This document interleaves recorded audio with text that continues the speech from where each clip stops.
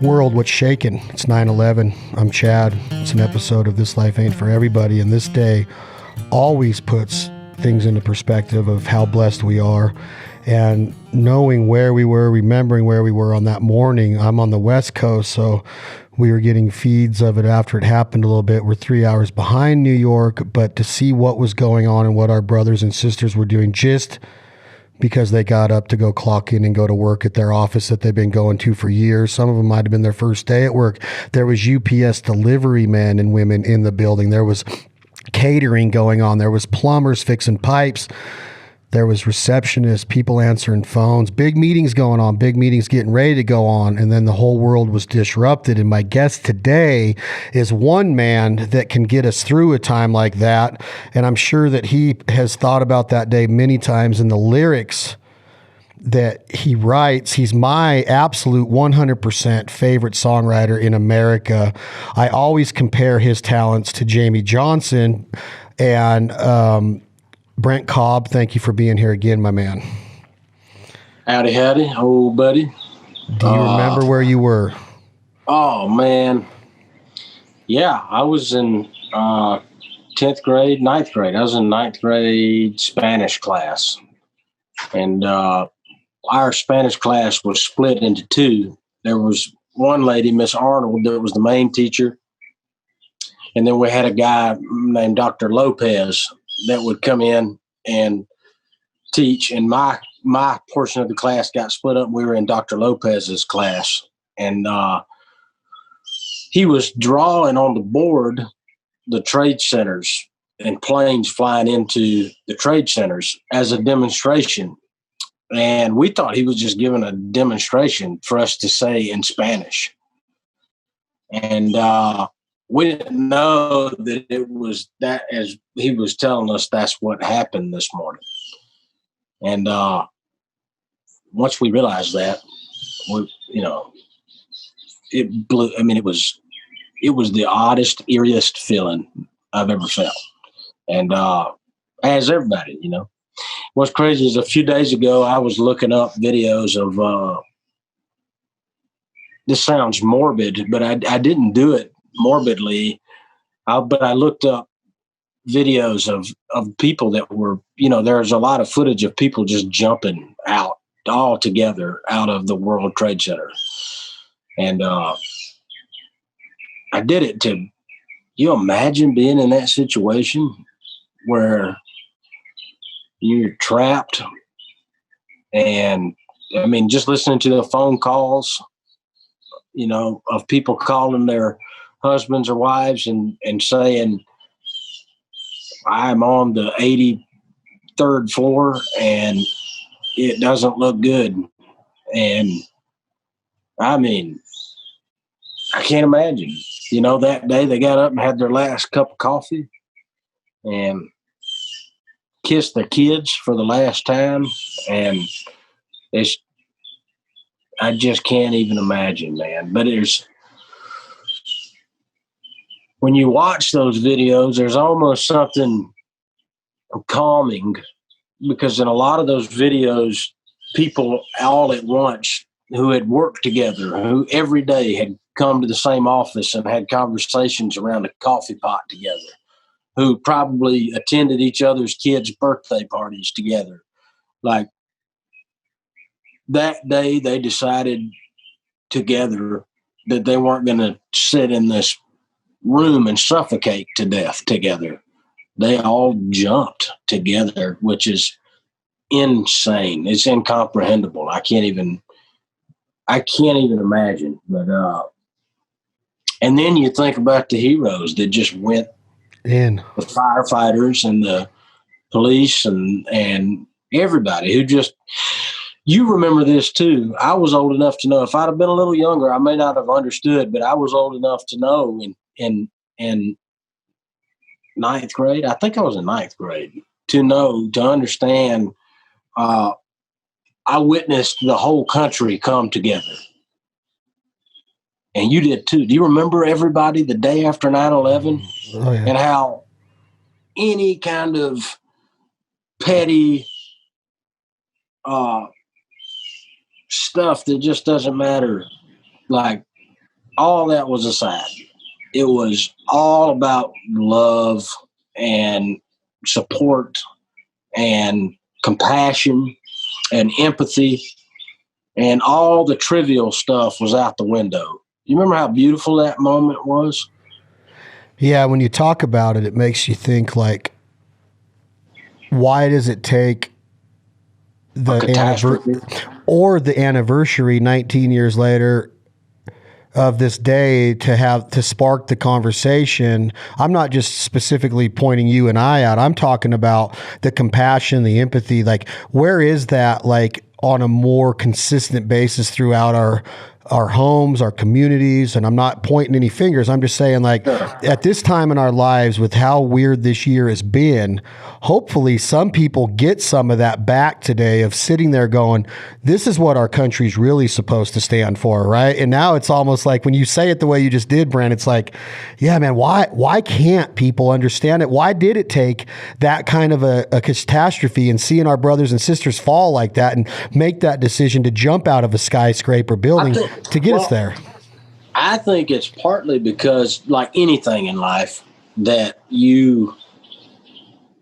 life is not forever. It's all going to end for everything and everybody at some point. It's all going to end.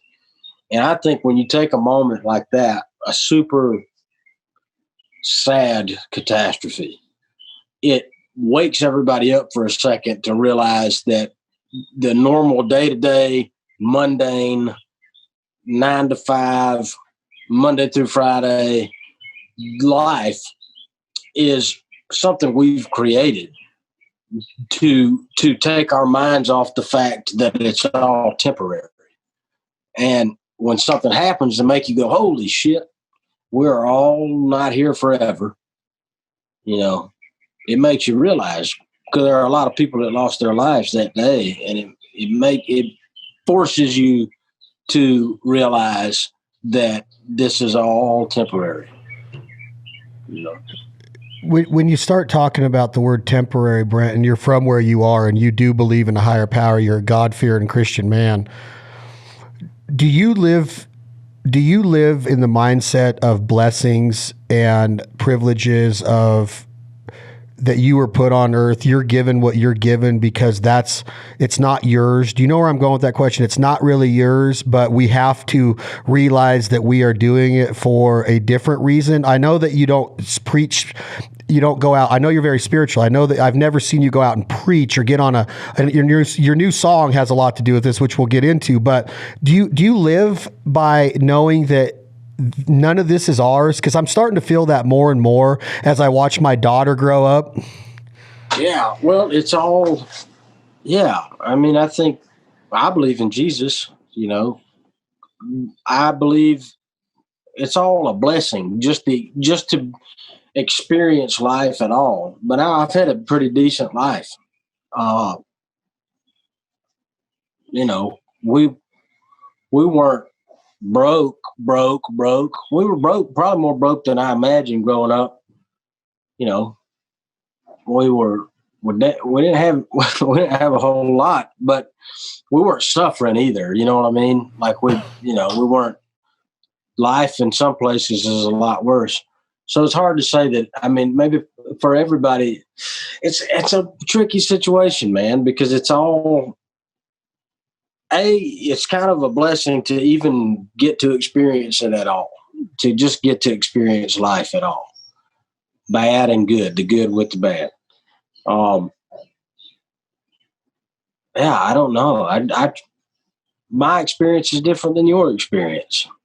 You know what I mean? Your experience is different than your own brother's experience. Every experience is different. But it's kind of like every tree's experience is different. Every tree. I'm sounding like a hippie right now, but I'm looking at these trees here outside a huge light, and lightning struck one of these two big pine trees. The one pine tree fell to the ground. It's in the middle of the slough. I could show you out here in a second. The other pine tree kept on growing. I wonder if either of those pine trees, they didn't try to fight anything that happened to them. Human beings are the only people who try to go against what is the way life is going to go. You're just going to live life and then you're going to die, you know? So do you think that, back to my question, but before you answered it that way, do you think that we press too hard to change the inevitable? Is it okay to work harder than the next guy? Are we supposed to let it come as it's going to come? Are we allowed to make our own path? Are we? Well, how do we do that? Because that tree can't. That tree can't. It only has one way to go. Well, in our perception, it can't.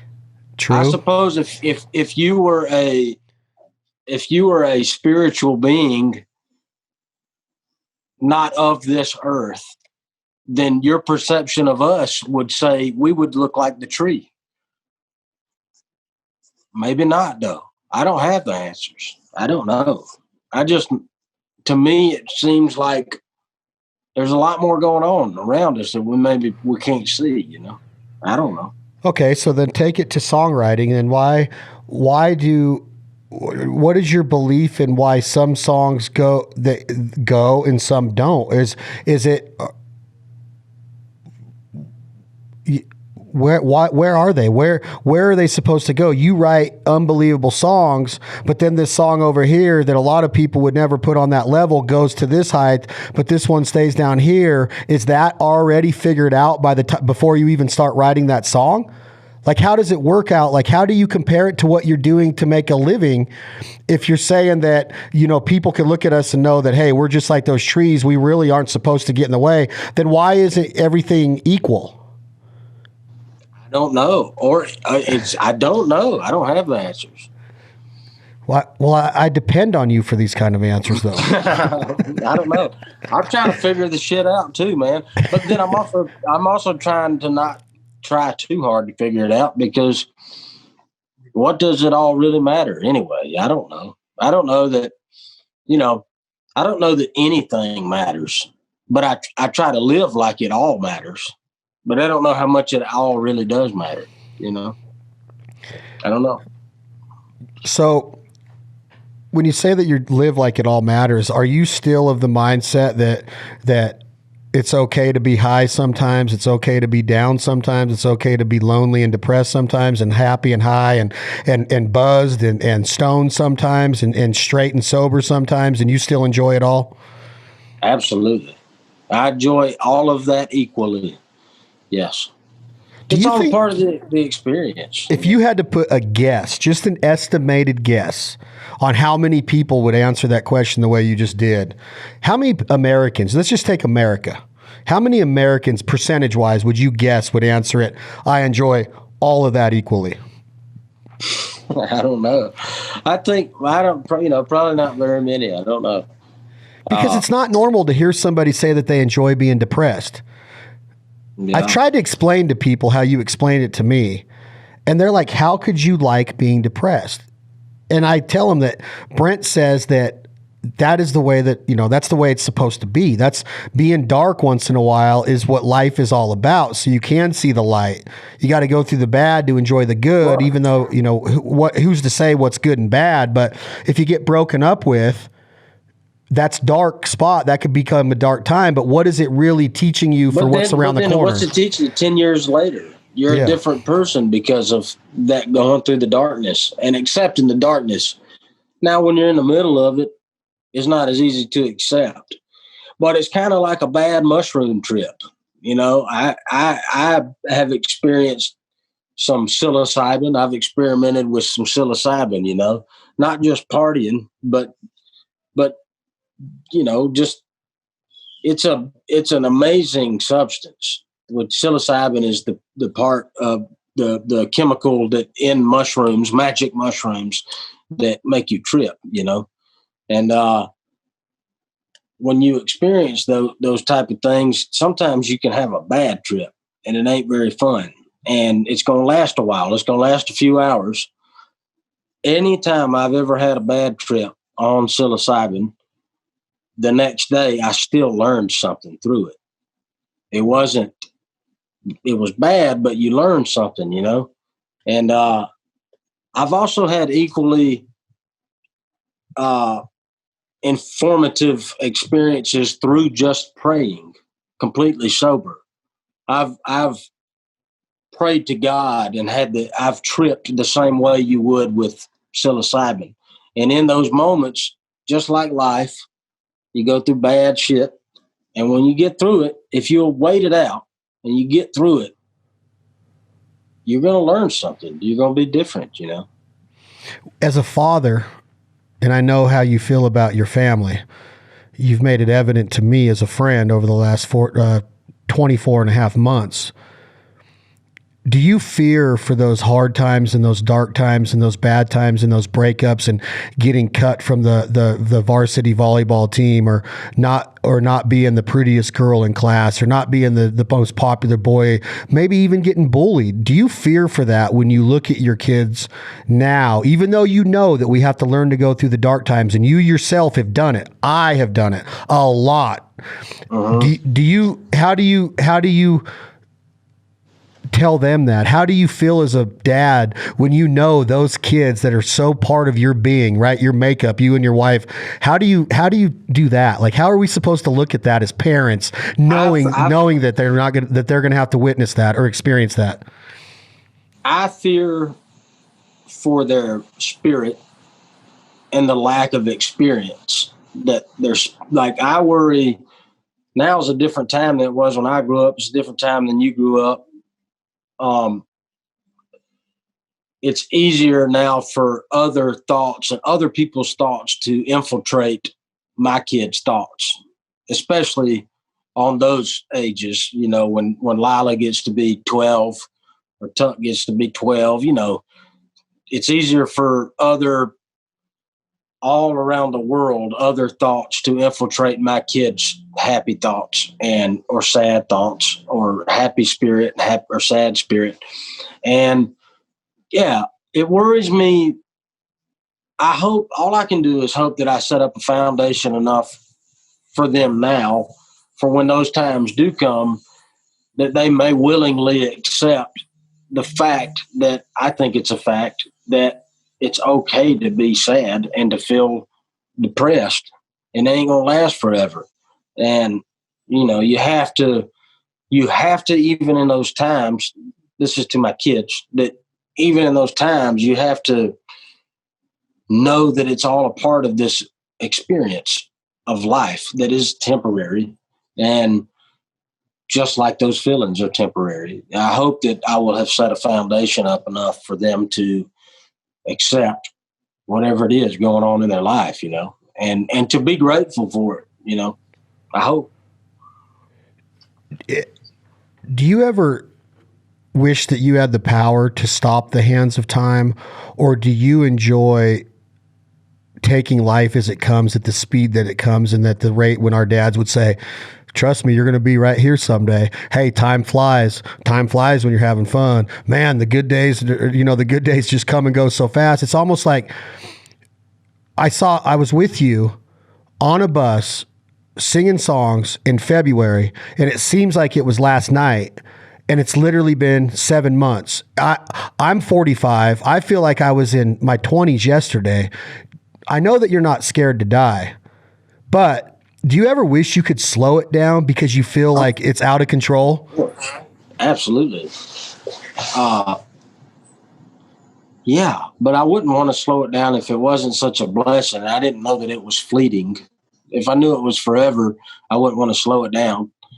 And I talked to Lila. My daughter she's a lot like I was as a kid.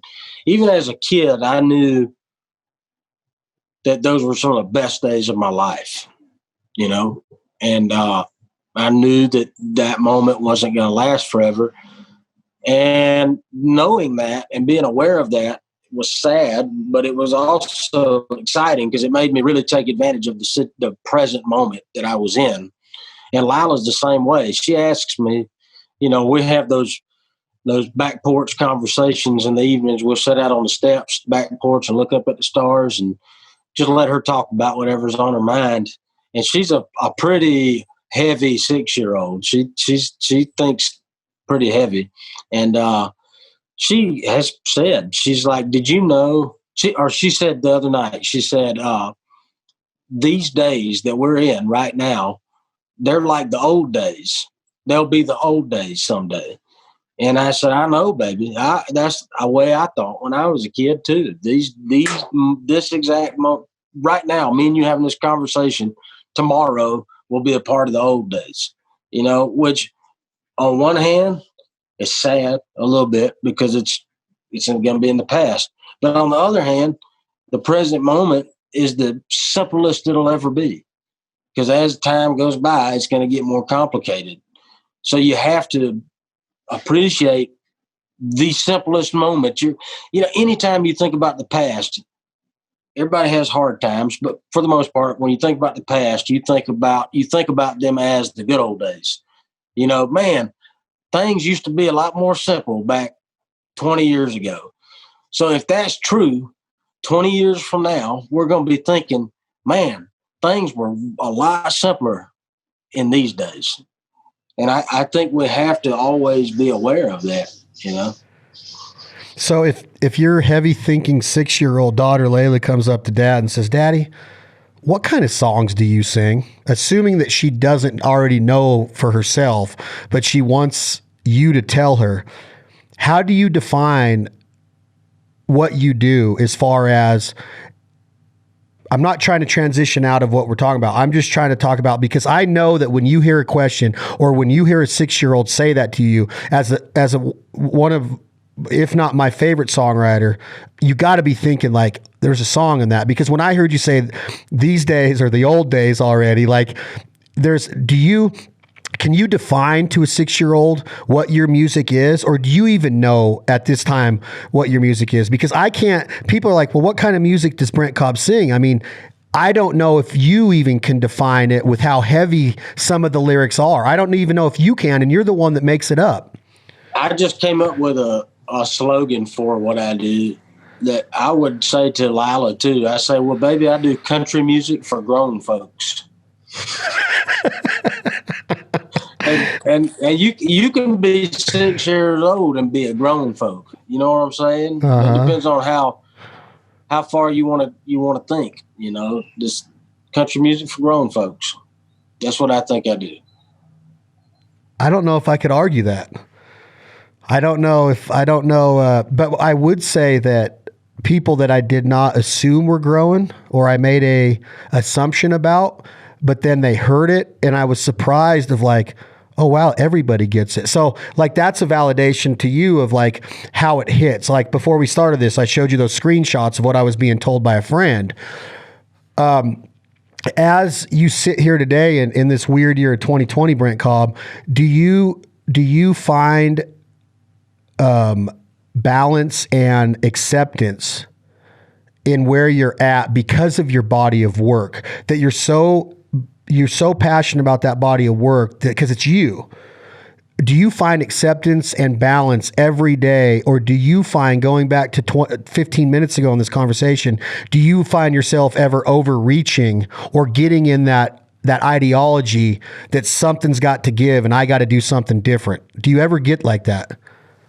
I don't know. I don't really think about it that much. I don't think so.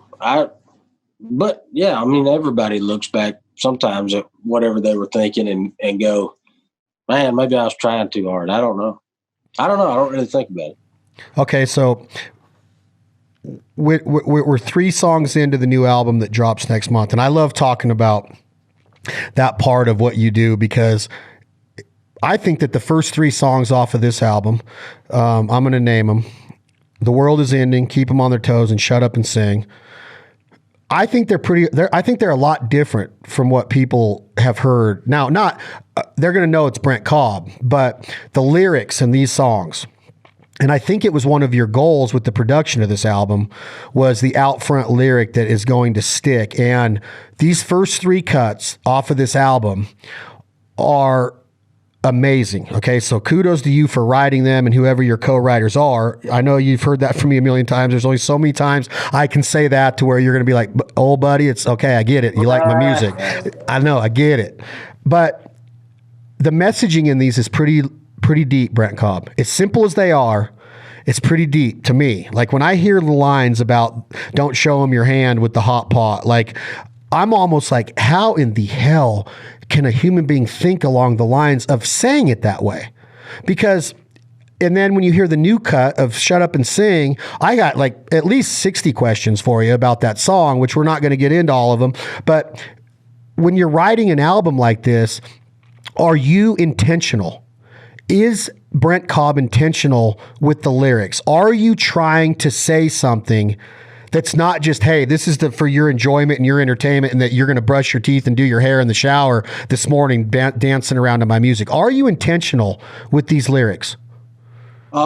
Yes. Partly the first part of it is I'm searching myself for understanding of the world around me. That's the first inspiration is that.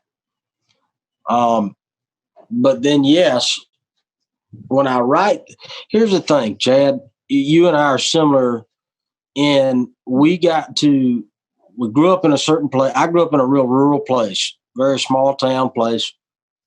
There are a bunch of the certain type of same people, a lot of people think the same.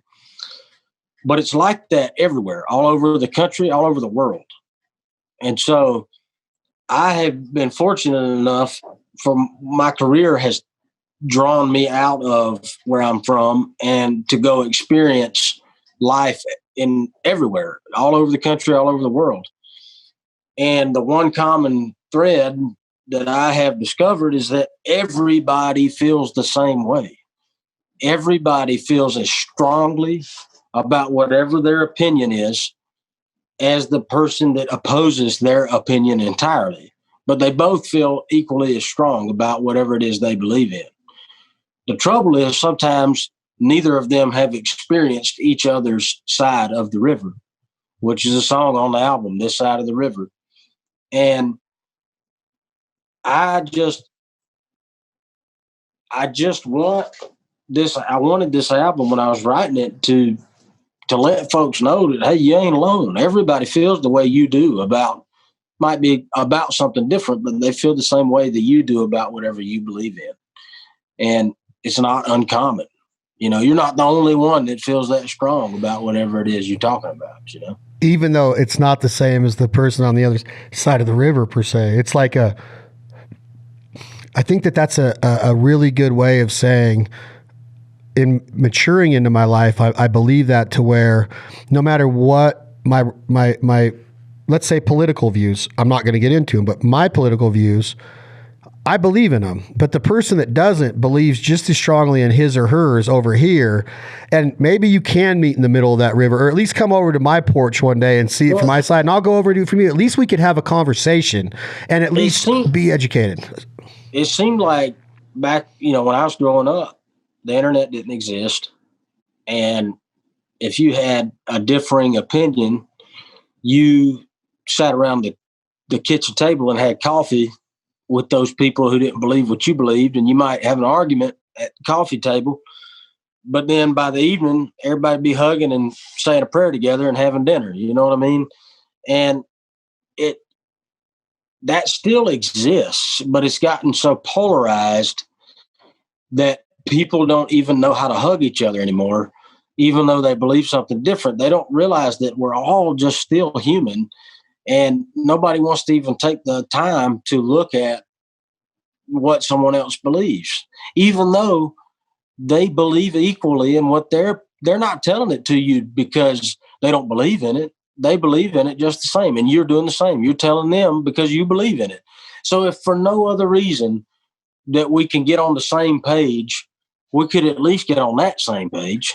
You know what I mean? That we all grew up different and that we all believe in something, Brent Cobb, do you think that social media has destroyed the fabric of our culture and our society?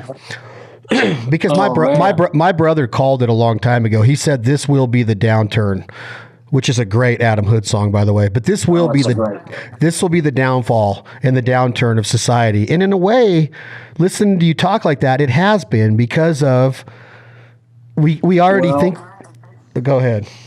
Well, I mean, we're in the very early stages still of social media. So, yes, right now it's like a kid who just got his first BB gun. And all you want to do is shoot cans with that BB gun. You're excited about it. You know, everybody has just got social media, man. We're still early and everybody's excited about shooting the shit out of some cans. And I think eventually, you know, we'll start going, man, I wonder how you clean this gun. I wonder how you keep this gun shooting. And I wonder, maybe my friend, you know, your friend's going to ask you to borrow that BB gun. You know what I mean? Like, I think social media eventually will come to a place where we start analyzing, like, we'll think more about it than right now. We're just shooting just to shoot because we've never gotten to take the shot before, you know? I wonder if any American or anybody in the world has ever analyzed social media like you just did. I'm going to say, but it's so perfect. I'm going to say no, and I'm going to sing a lyric to you because you mentioned the river, and I've been listening to this song, and this isn't your song, but you're going to know the song because you gave me this song. I made a fire up on a hill. I sat in the woods and I drank my fill. I talked to God all night. I took another shot and it set me right. I walked down to the road and I filled a beer can full of 22 holes and I said goodbye. Now, when I say those words, like just say them like I just did, it sounds so simple. But why is that song so genius? And I'm talking about the great Chris Knight, who was on the show last week. Oh, you had Chris on? Yeah. And I said, have you ever heard of Brent Cobb? And he says, verbatim, and you can listen to the episode. He goes, I don't know if I said, have you heard him? But he goes verbatim, I like him a lot. And I was like, I swear on my life, you'll be able to hear it on the episode. So when I hear the lyrics that he says in that song, it's called Rural Route. The song that I knew of Chris Knight before you introduced me to Rural Route, he has a line about even if I had to gun him down. He just spent 3 minutes telling me that he's been framed for this murder of his wife's, her affair that she's been having. And then in the last verse, he says that he really got framed by the wife and the guy, and he had to gun him down. You know, he was hellbound. Why is he so special as a songwriter? Because when you listen to his lyrics, it puts me in a place of, I literally can't, it's like your music. I have to have it to live my life. Why is Chris Knight so important to the fabric of songwriting? Or is he, and I'm just overzealous of his lyrics? No, I think it's for the same reasons that we're talking about any of this stuff. I think that Chris also understands that. And he's from rural Kentucky. He's from Slaughter, Kentucky. But he understands that people are people. It don't matter where you go. And he might have a different way of describing those emotions, but they're the same emotions nonetheless that everybody experiences. And I think that's why he's so important. Do you consider him one of the best? And this is a hard question for you because you work with a lot of these songwriters and singers and entertainers and performers and artists. Is he one of the best of all time with the body of work that he has put out there? Absolutely. Yeah. He's the best at what he does for sure. And just as a songwriter in general, absolutely. I mean, there's no one else has. When I say voice, I don't mean the tone of his voice. I just mean like his voice. Nobody else has that voice. Nobody's going to say it like Chris Knight said it, you know, that's what it's about to me. I know that you know a lot of people and you could get a concert ticket to pretty much anybody in Nashville. Would you pay to see a Chris Knight show acoustically or full band? Both. Hell yeah. First time I ever saw him, we opened for him at the Georgia Theater in Athens, Georgia. This is probably 2012, 2013. And he had, on the way there, his van broke down. And so there were super late getting the sound check. And we played our show and then came down, and there weren't many folks there, but my banjo player at the time, Chase McGill, who now he's just like on fire as a songwriter, but really good dude from Mississippi. He knew Chris's music a lot more than I did.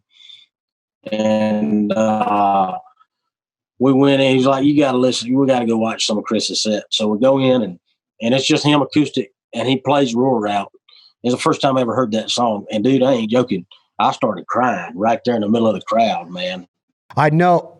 That's where I was going with my questioning of buying a ticket. Why did you start crying to those lyrics? Are they that deep? It stirred something in my soul, man. I don't know. I don't really know. And it's that universal spirit. You know? Do you know the song by heart to where you could cover it? Hell yeah, I'll do it right now. Oh, wait a minute, Brent. I want to make sure that this internet's good for this. I had no idea this was going to happen. Can you hear me? I might screw it up. Yeah, can you hear me? Yeah, I just want to make sure that I got good reception because I don't want this missed. This is going to be unbelievable. Well, if it doesn't happen, then screw it. But you got me right now. Yeah, just Chris Knight, come on. I built a fire on a hill, sat in the woods, drank my fill. I talked to God all night. Took another shower, set me right. Then I walked down to the road, filled a big can full of 22 holes, and I said goodbye. Yeah, I said goodbye. I go back, but I can't go home. The river is up and the road is closed. But there ain't no telephone at my mother's house. All the lights are out down on the rural.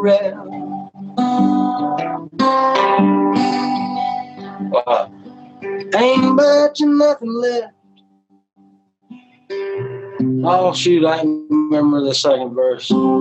Yeah. There ain't much of nothing left in the place where I became myself. I became myself. Ghost in memory. No. Ghost in memories. I seen my brother. That's right. All the ghosts and memories. I don't remember all of it, man. Ghost in memories. I saw Penny down at the bank. Asked me if I've seen my brother. I just said no. Well, I guess I gotta go. I go back, but I can't go home. Boy, that's good now. I saw It's just a conversation. It's just this. I mean, I think that's what he says. I saw Penny down at the bank. I might be wrong on that lyric. Oh, it is. That's right. And it's like that line right before we had a bad connection, but you got me? Yeah, I got you. It was ghost in memories. I'd walk on by, but they'd follow me. And that line right there, I'm just like, damn it, man. Like, so when I had him on, I asked him, I said, well, what is it? What's this song? He said, I grew up on Rural Route 1, and he says his daddy's name. He says John C. Knight or whatever, Rural Route 1. I'm just like, good Lord, like everything you just said, like the river songs about how and his brother, he'd light up that boat motor and go get groceries, and one day I'm going to see what this does when I ain't got it loaded down with the groceries. And I'm like, dude, it's just cool shit, right? You damn right. I could listen to that library over and over again. Is that episode available now? It will be next week, and I'm going to send it to you. I'll send you the link because he said I want to come back on. I enjoyed it thoroughly, and that's awesome. I was just like, man, it's like when you get kind of jaded, I think, in this life because you know everybody in this industry. I mean, you've wrote with Chris Stapleton, who's arguably the best voice in country music right now.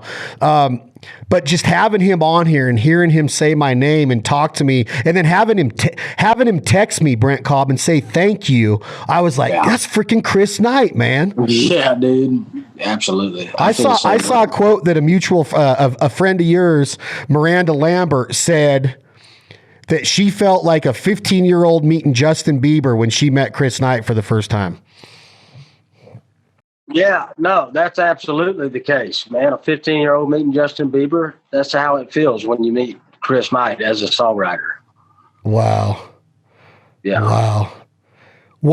Before we get off of him, do you think that the basis of It Ain't Easy Being Me is one of the, like, it's got to be one of the top songs, just the way that he describes that town and that bridge and walk on over to the other side where I'd sit and stare through the smoke, wondering how I'm going to get back after you've already screwed up your life by burning that. Like, is there a better way to put life than that song? Yeah, I said you'd have a hard time trying to find a better way of describing it.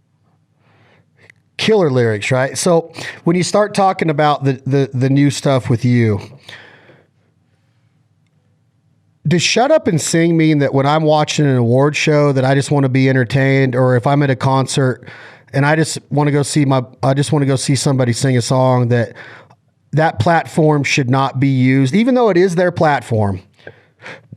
Is it okay for them to get up and press religious beliefs or political beliefs or any kind of belief? I'm trying to figure out, I'm sure everybody's going to have a different meaning of what the song is, but to me, it's like, unless you got something important to say, I'm just going to shut up and sing. What does it mean, or is it up for argument? I think it's up for argument. For me, though, I'm better at articulating my thoughts and feelings through song. And so I'm not as good at having a conversation about it. So I would rather shut up and sing. I think that some people, they like to talk about what their thoughts and feelings are. Some artists are that way, and that's fine. They do what they like to do. But for me, I'm better at just shutting up and singing. And but however, I do wonder, had social media existed in the 60s, would we have had The Times They Are A-Changin' by Bob Dylan? You know what I mean? That's a beautiful song or Born in the USA, by The Boss. Like, sometimes songs are more accepted than someone who people feel like are preaching at them. I think it might be more effective, and it's definitely more all-inclusive. If you have a song, you could mean one thing, but you have people who don't agree eye to eye on whatever you're singing about. They might all sing that song together. And that's a beautiful thing, Very. Are you getting feedback that you expected on the song? Has there been any feedback from anybody that threw you for a loop or made you think a little bit of like, I wasn't expecting that? No, everything that's been said has been expected. It's done exactly what I hoped it'd do. It's so funny though, because you read these comments where people try to figure out what side of the fence I'm on, which is exactly what the song is about. It's like, we have all this shit going on in the world, and this happens all the time in politics and everything, where instead of focusing on whatever the task is, people get so off track with trying to figure out what somebody represents, instead of let's focus on whatever the thing is that we should be focusing on. Instead, everybody gets off on a tangent arguing about what I believe. What I believe doesn't fucking matter. It doesn't matter what I believe, I agree. I think that it's a very good lesson in life to understand that what you just said. Nobody cares. Shut up and sing, or shut up and play baseball, or shut up and shoot the basketball, or just do it. Or if you feel if your thing is to go preach at people, preach at people. It's just not my thing. You know what I mean? I would rather shut up and sing. I like when you do that. I mean, I like hearing you talk, but I also like when you shut up and sing. At one time you had told me that your favorite part of touring is going back home, which is just an awesome way of putting it. Do you miss it right now even more than you did 3-4 months ago when we talked? Is it starting to get to you that you're not out there with the boys? Now that I can't do it, yes, I wish I could. Isn't it funny how that works? But yeah, I can't wait. I hope we get to go back and play songs. I hope maybe by spring of next year, maybe we'll be able to get back on it. When are you allowed personally to travel to take a trip? Like I tried, I tried 30 days ago, but now when are you allowed to? I mean, I could take a trip whenever. I mean, it's, personally, I could do I can do whatever. Now, when we were going to do that thing, your deal, it was a little weird because things started blowing up again, and you just never knew.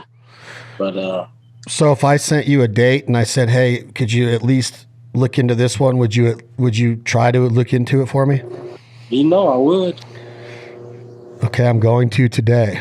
All right. Is there anything on the horizon that we can expect?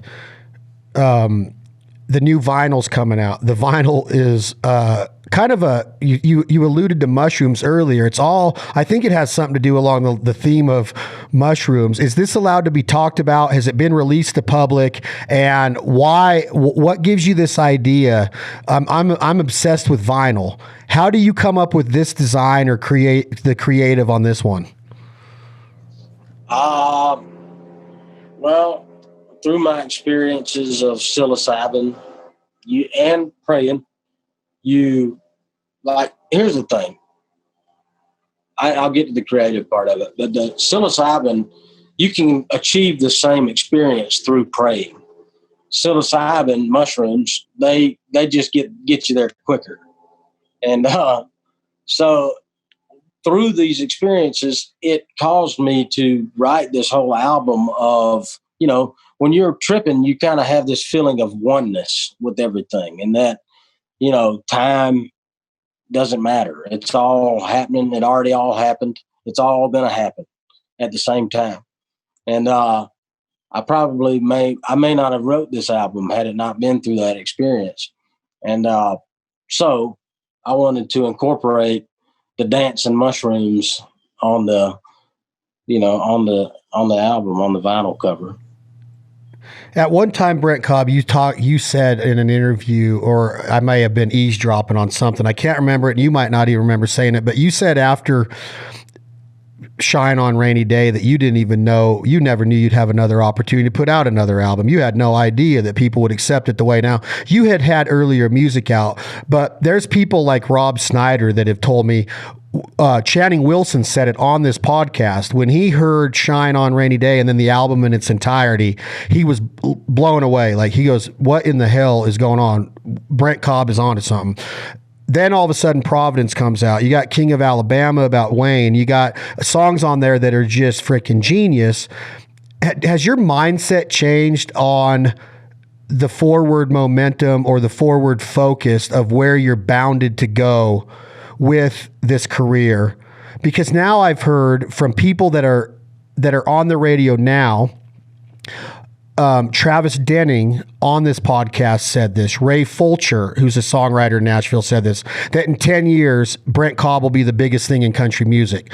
Does that mean anything to hear you with people that are there, that they got some hits out on the radio that you've written with, some you haven't written with? Does that stick with you? Does it hit home with you that you have that reputation amongst the people that are in Nashville? Has it hit home, or are you still like, this might be my last record kind of attitude?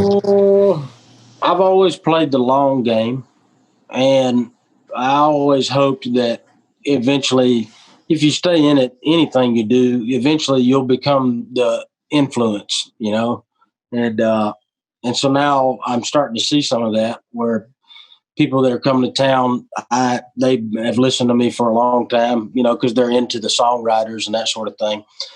But I don't approach making an album any differently. I always make an album as though I might die the day after it comes out. And what would I want my children, like, if I wasn't able to be around, how would I want them to know what their daddy thought, And I tried to do that with Providence, with Shine on a Rainy Day, with this album.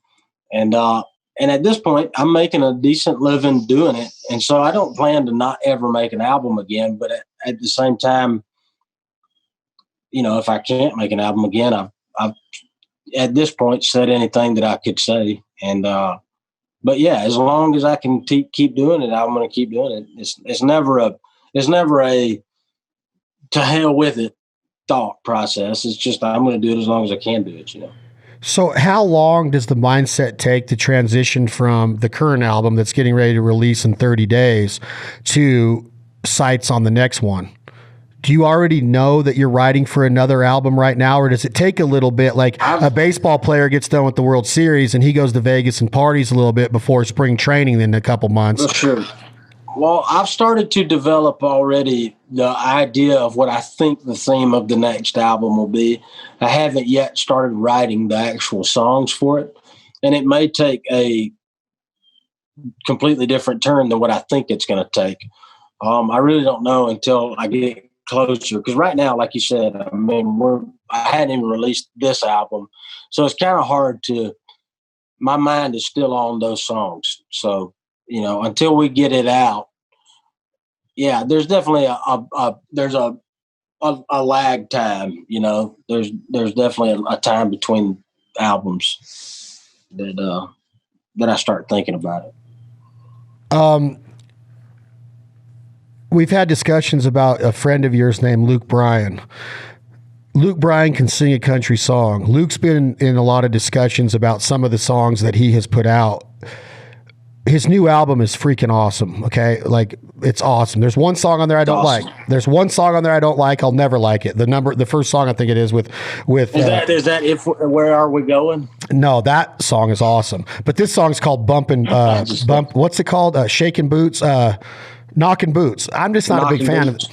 But you have a cut on here that I think it's got double meaning too, or is it self-explanatory? I brought a piece of that song in, the idea, and I had the title. And on one side of it, there is a deeper meaning. Where are we going when we leave here? You know? But I thought it was neat. He and I both started dating our wives in a similar fashion. They started dating in college. Me and my wife started dating when she was in college. And, you know, we wanted to capture, on the surface level, we wanted to capture just that story of, you know, starting to date somebody. But yes, there is a deeper, more spiritual, where are we going when we leave here? I thought so. It's a great song. Mm-hmm.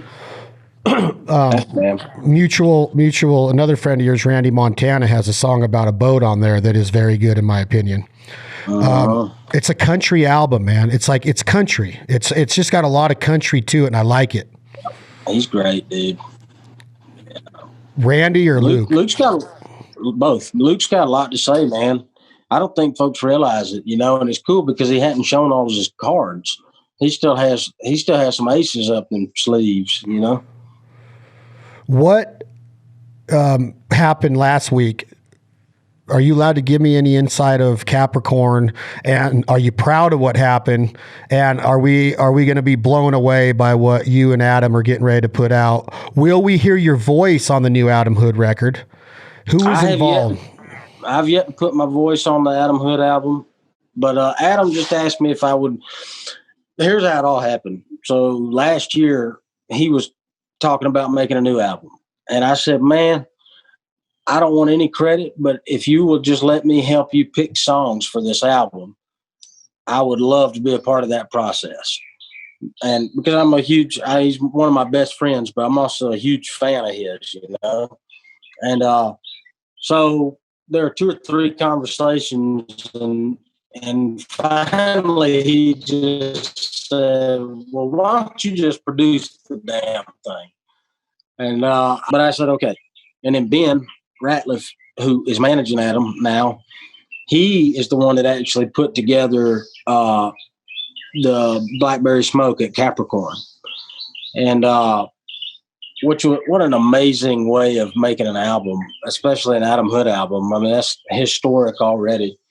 And I told Adam that if it turns out great, then it's because I'm just a fan. And if it turns out terrible, it's because I'm just a fan. And you can expect a album of Hood's that it just hits a little harder than the last albums that he's made. You know, I wanted this album to feel like, you know, when Adam walks in the room, he's like, "I'm Adam Hood, man." I wanted you to feel that character. I wanted you to feel him. You know, that's what we tried to accomplish. He did one on here that you pinned with him, helped him pin, called The Harder Stuff. And I was blown away by it. He was on the podcast the day before yesterday, and I was blown away by the lyrics and the harder stuff. Is this a powerful song in your opinion? Absolutely. I went through 260 songs by Adam Hood over the course of 2 months. And that was the first song that I knew for sure we had to record. Wow. How long ago did he start that song? A month or two ago. It was one of the most recent ones that he had been writing, and he sent it to me, and it floored me. I was like, dude, that's the album we got to make, man. And so then I based the rest of the songs that I helped him pick off of that one song. Now they don't all, that's a ballad. See, I don't want to give too much away, but it's badass. I can't wait for you to hear it. Before I ask my question about the band you named in there that helped with this project, if you could only pick one more Adam Hood song to hear, and they were all going away, they're going, they're getting burnt, and you'll never hear another Adam Hood song again, what would it be? Could you pick one? Oh, God, that's a tough question, man. I know, because there's so many. I loved his cover. It's a cover song. It's not even one he wrote, but that cover, I know a girl named Dee Dee. Said she was a woman, Bayou Girl. Yeah. Which is actually a Willis Allen Ramsey song. But a song that Adam wrote, man, golly, you put me on the spot. Now I can't think of any of them because I got this whole new album in my mind. But well, I just put the shape of things. The shape of things. That song, man, so strong. It's so prolific. It's really good, man. Yeah, everything he does. I remember when I didn't realize how prolific of a songwriter he was until we did some touring together in 2010. And then when we got done with our run, I had his whole catalog, and so I was just listening to it. I was like, holy shit, man, this guy has written a song about everything that you could write a song about. So I put a song of his out the other day on one of my deals called Tennessee Will. And just the way that song starts, like I feel like I'm in BB King's Blues Bar in frickin' in Memphis. Hold upright piano. Oh, amazing, right? See, I wanted this whole album to make you feel like that song made you feel. Yeah. Well, I put it out there, man, and you can go look. People just started going nuts, man. People I haven't heard from in a good minute are like, I love that song. Who sings that song? Adam. When did you know? Like it was just that song is strong. I don't know if that would be the one you did with him. She Don't Love Me Anymore is a rocking song. That song rips. You know, I love that too. But yeah, he's on a different level, I believe, and I'm glad that he's part of what I get to listen to, and I cannot wait to hear this new stuff. So my question about the band you mentioned, and I know we're getting towards the end of this because I know. Well, I don't want my phone to die. I'm not able to plug it in. Friday cold beer time for Brent Cobb. Yeah. What you talk about IQ. Baseball players, what's your baseball IQ? Hunting. Well, you got a good hunting IQ. Can you adapt? Do you know what's going on? The musical IQ of Charlie Starr, frontman and founder of Blackberry Smoke. How high is it? And Charlie was on here 2 weeks ago, and the conversation like blew my mind. Is it like way up there, like you're showing with your hand right now? Oh yeah, dude. Yeah, there's nobody quite like that guy. I was producing this album, but I would like lean on Charlie and just be like, well, what do you think? And, but he's also just a super sweet dude. So he would never step on any toes or anything, but he's like he's like a guru, you know. You just kind of feel like, I don't know, it just makes you feel better about life and music and everything. He played so much shit. I didn't know, like, he played pedal steel on this album. I didn't even know he played pedal steel, but he can play everything. He's the real deal. Are you a fan of the band live and on record to listen to their library? Absolutely. I love them live, and I probably don't know their library as well as I maybe should, but live, they're unbelievable. And yeah, they were awesome to work with in the studio, that rhythm section, Brett and Richard. Oh, my fall from grace was a sight to see. When I hear that riff, I just lose it, Brent Cobb. I'm like, God, what a way to say that life just took you by the balls and pulled you around a little bit.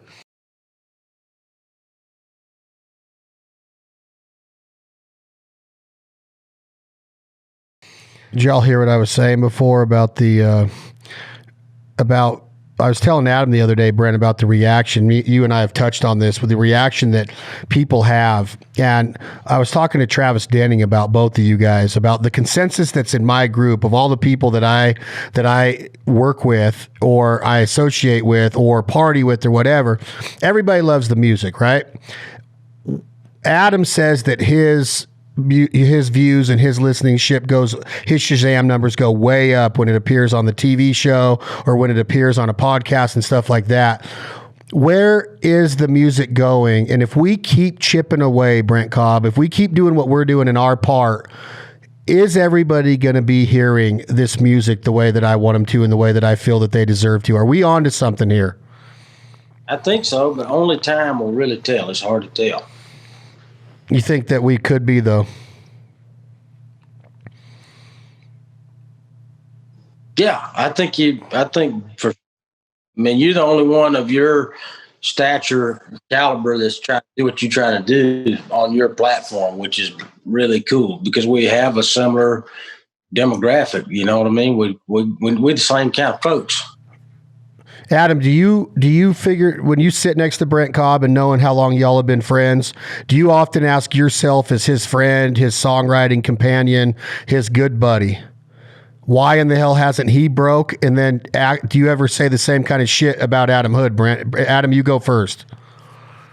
I think that with Brent, I think that you know the numbers as far as like people coming to see the shows, I think that can always get better, you know, but the thing is, I feel like that the respect and appreciation from like the industry, I think that's something you pretty much got. I mean, you got a Grammy nomination for, Shine on Rainy Day was Grammy nominated. I mean, that's pretty much your peers accepting something like that. You know what I mean? And so, I mean, that's a pretty good test of how well you've done. And that was kind of out of the gate. I mean, I know you had records before that, but that one was the first one with Dave. And that was a pretty big thing. I mean, got you on Late Night and got you on, you know, stuff like that, Stapleton's tour, you know? And so, I mean, I feel like that as far as that goes, I think you've gotten a lot of that stuff. It's just a matter of the rest of the world finding it. And I mean, the problem is like,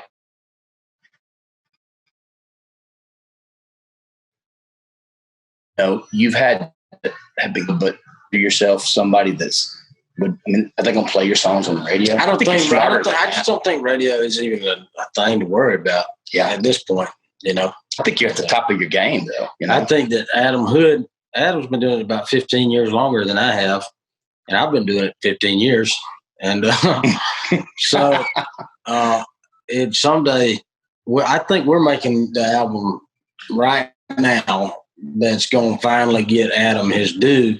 What's funny is, you know how everybody likes to watch movies like Walk the Line or like Ray about the artist and their struggling formative years. And everybody loves to pay a good ticket price to watch that movie after that son of a bitch has already died. Well, Adam is actually in the middle of that real life, right? I mean, he's given his whole life to this industry and this creative, his whole life, and he's still kicking ass, and he's still young, considering. And relatively speaking, it's, you know, if people are that willing to buy a ticket on a story about a character, but granted, these people are true people, real people, but the movies are based on a particular point in their life. Surely they'll be willing to support that person while they're actually in that moment of their life in real time, which is That makes total sense to me. I think it's hilarious the way that you put it in the context that you put it in. But you think the thesis of it is that we just keep chipping away because that's what you guys are doing. That's what it is. You've dedicated your life to this. I'm just in awe that there's not a huge following just based on the lyric. That's all I'm trying to say, is that the lyric and the delivery is so unbelievable. All you got to do is listen to the first line of Tennessee Will. All you got to do is listen to the first line of Shine. And that should be enough to say, this is the best shit. Yes, that line right there is just America. Like, I picture myself being on Beale Street when I'm in Memphis, and I'm just like get chills about the river and the steamboats and that blind man and BB King's Blues Club. Like, I've been there, I've lived it, I've eaten barbecue, I've listened to the music, I've seen fist fights, I've seen love stories taking place on that street, even though it's not the same as it was when I first started going there in 2002. But when I hear that line, I'm just like, if that isn't America, and if that isn't like what you need to be putting into your ears. But the problem is that everybody that effing hears it loves it. So I don't understand why you can't get it out there to the masses more, meaning that somebody needs to take a risk on everyday radio. And Brent Cobb says, well, I don't know if radio really matters. I don't know if it does either, because y'all know the industry way better than I do. But all I know is before we got cut off, what I was trying to say is that when I play that song, or I play any of the Cobb library, any of the Adam Hood library, people say, where do I get it? What's his name? What's that song? And the proof is in the pudding. Our consensus of 100 people in my backyard saying the same thing is enough that the whole rest of the world be like, there's never been one person here, an Adam Hood song or a Brent Cobb song, and go, man, turn that shit off. It's quite the opposite every time. And I'm right. You guys know I'm right. People hear your shit and they are mystified. I've had Randy Montana on here. I've had Travis Denning on here. I've had Justin Moore. I told Justin Moore about both of you. He says, that is very good company to be in. Thank you. And he's had 9 #1 hits. He's written #1 hits with David Lee Murphy. And he says that you guys are the company that he wants to be in. Maybe he'll call us and damn record one of our songs. I'd like that too. That'd be great. Yeah. I don't know. I get so fired up, man, because when I listen to those songs today, and I told Brent, I'm always honest with Brent Cobb, Adam. I always tell him, like, I will not go to sleep without hearing a Brent Cobb song sometime since I woke up that day, right? And ever since Brent introduced me to the Adam Hood library, now, like, I find myself struggling at this point in my life. When I do find internal struggle, I relate to Hell of a Fight. And I just think about what you guys have gone through on making that ride back home after that city has kicked your ass for a week or chewed you up and spit you out. And it's happened to hundreds and thousands of artists, don't get me wrong. But you found a way to put it in a context that every artist has been through in that city. It's just weird to me that is not what the world is talking about. And I wish that when I was a kid and I would open up a Hit Parader or a Circus magazine and I'd be reading about my favorite bands, right now I would want to be reading about you guys and your lyrics and what's being written. So I know that you've heard that. I know that people have heard me preach on it before, but I'm being for real. Like, sorry, Brent, go ahead. I think it's going to happen. I think it's going to happen. Well, and your timing is everything. I agree. I think a lot of it has to do with your efforts to do it too, Chad. I mean, we need a champion, somebody to kind of sing.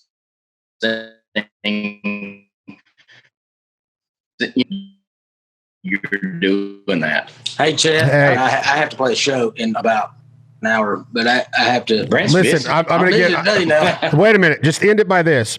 Adam, say that last part because your internet went out. You said we need a champion, and then we didn't hear one other word. Say what you just said. You're doing that. I mean, we need somebody to kind of talk, kind of talk the talk about.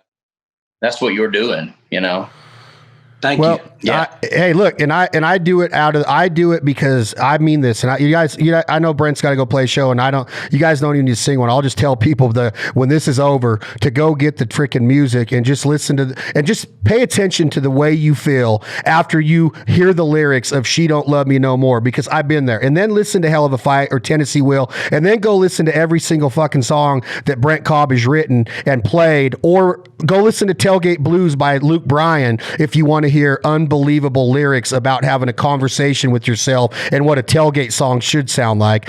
But I appreciate it. And the reason I do it, guys, is because I'm enamored by it. Like, I wake up thinking about the lyric. And I really want people to understand that music is supposed to hit you. And everybody can listen to music for their own reason. But with your guys' library, man, I get so passionate and compassionate about it. Like, those are, first of all, they're my friends. I do anything for them. I love them like brothers from another mother. But when you just break down the talent, and if I didn't know you, Adam Hood, I would think that you were maybe about a 57-year-old black man that just has all of this insight with your delivery and your bluesiness. Like, I mean that. Like, when I hear you lay it down, bro, what's that, Brent? Brent, say what you just said again after I said how I thought that Adam Hood would look. Oh yeah, Adam Hood, colorblind. He only sees the blues. I think that's the album title.